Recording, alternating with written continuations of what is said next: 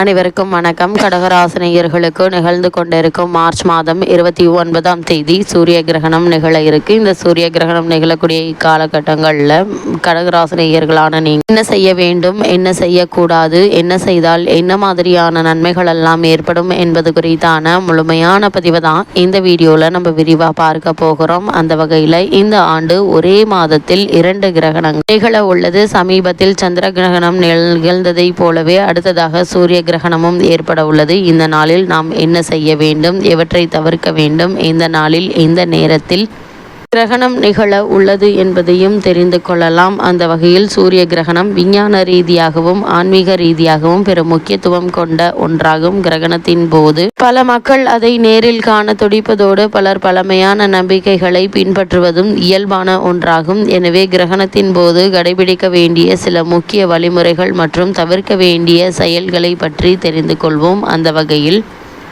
2025ஆம் ஆண்டின் முதல் கிரகணம் மார்ச் 13ஆம் தேதி நடைபெற்றது. முதல் கிரகணமே சந்திர கிரகணமாக அமைந்தது. இது பகுதி நேர சந்திர கிரகணமாக அமைந்தாலும் இந்திய நேரப்படி பகல் பொழுதில் நிகழ்ந்ததால் எந்த பாதிப்பும் ஏற்படவில்லை. இந்த நிலையில் இந்த ஆண்டு மார்ச் மாதத்தில் 2வது முறையாக கிரகணம் நிகழ உள்ளது. இது சூரிய கிரகணமாகும். இது இந்த ஆண்டின் முதல் சூரிய கிரகணமாகும். மார்ச் 29ஆம் தேதி சனிக்கிழமை நிகழ உள்ளது. இதை ஆசியா, வட அமெரிக்கா, ஐரோப்பா, ஆப்பிரிக்கா, ஆர்டிக் உள்ளிட்ட உலகின் சில பகுதிகளில் காண முடியும் என தெரிவிக்கப்பட்டுள்ளது. இந்தியாவில் கிரகணம் ஏற்படும் நேரம் என்ன என்று பார்க்கும்போது இந்திய நேரப்படி பகல் 2:20 மணிக்கு துவங்கி மாலை 4:17 மணிக்கு உச்சமடைந்து மாலை 6:13 மணிக்கு நிறைவடைய உள்ளதாக சொல்லப்படுகிறது. இந்த சூரிய கிரகணத்தை இந்தியாவில் காண முடியாது என சொல்லப்படுகிறது. இருந்தாலும் ஆன்மீக ரீதியாக சூரிய கிரகணம் என்பது பகல் பொழுதில் நிகழ்வதால் அது முக்கியத்துவம் வாய்ந்ததாக கருதப்படுகிறது. இந்த நாளில் சில குறிப்பிட்ட விஷயங்களை கடைபிடிக்கவும் தவிர்க்கவும் வேண்டும் என சொல்லப்படுகிறது. இதனால் சில தீமையான விளைவுகள் ஏற்படுவதிலிருந்து தப்பிக்க முடியும் எனவும் சொல்லப்படுகிறது. சூரிய கிரகணத்தின் போது கடைபிடிக்க வேண்டியவை என்ன என்று பார்க்கும்போது கண்ணுக்கு பாதுகாப்பு. கிரகணத்தின் நேரடியாக பார்ப்பது மிகவும் ஆபத்தானது. சிறப்பு வடிகட்டிகளான சோலார் ஃபில்டர்ஸ் உள்ள கண்ணாடிகள் அல்லது தொலைநோக்கிகள் மூலமாக மட்டுமே பார்க்க வேண்டும். தியானம் மற்றும் பிரார்த்தனை. பல ஆன்மீக நம்பிக்கைகளின்படி கிரகணத்தின் போது தியானம் செய்வது மற்றும் மந்திரங்களை ஜபிப்பது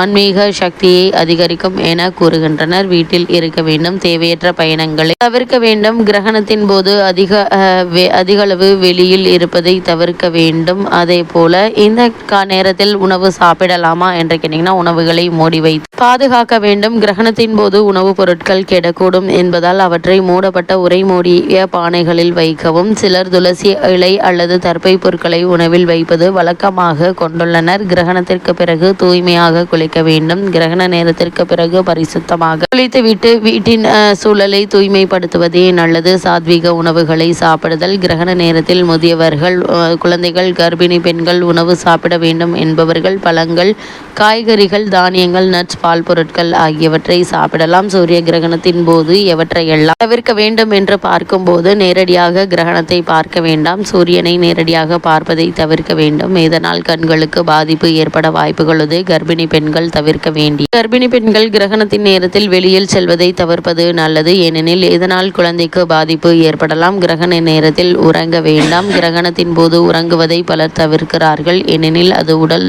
மற்றும் மனச்சோர்வை அதிகரிக்கக்கூடும் என நம்பப்படுகிறது. சாப்பிடக்கூடாது. கிரகணத்தின் போது சமைத்த உணவுகள், வெங்காயம், பூண்டு, அசைவம் ஆகியவற்றை சாப்பிடுவதை தவிர்க்க வேண்டும். இவைகள் உடலுக்கு தீங்கினை ஏற்படுத்தும். கூர்மையான ஆயுதங்களை பயன்படுத்தக்கூடாது. குறிப்பாக கத்தி, கத்திரிக்கோள் போன்ற கூர்மையான ஆயுதங்களை சூரிய கிரகணத்தின் போது பயன்படுத்தக்கூடாது எனவும் கூறப்படுகிறது.